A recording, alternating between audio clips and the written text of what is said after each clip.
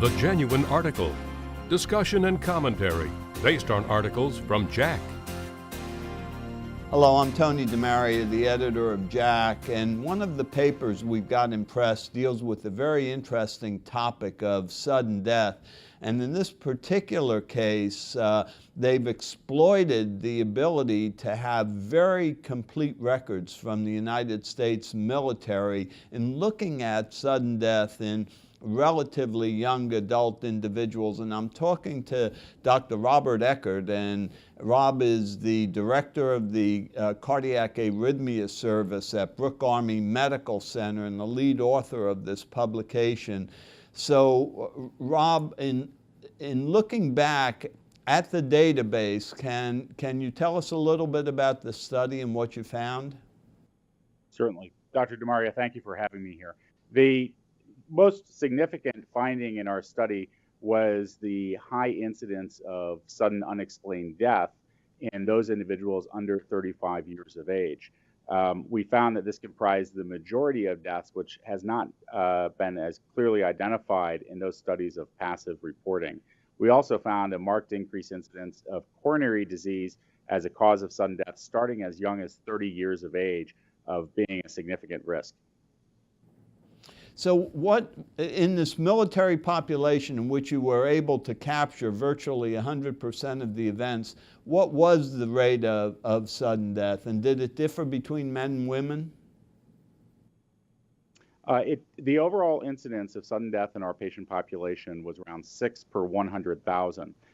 For those individuals less than age 35, it was closer to 2 per 100,000, which is pretty similar to what we're seeing in more active reporting studies coming out of the NCAA.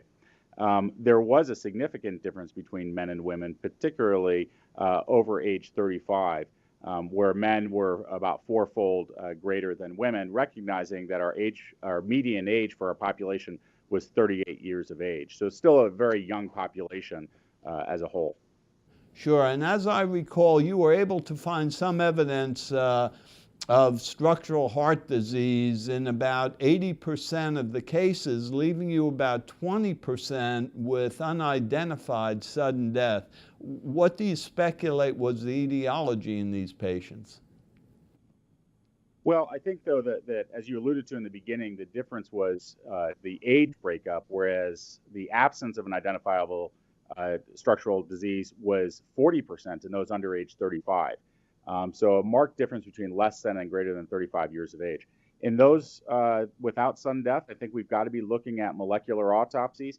One presumes that this is either due to ion channel diseases, primary arrhythmias, and we can't exclude the role of ultrastructural diseases, whether that be unidentified hypertrophic cardiomyopathy or connexin disorders as well, are all things that we're continuing to investigate. So based upon this, have you considered doing electrocardiograms in inductees?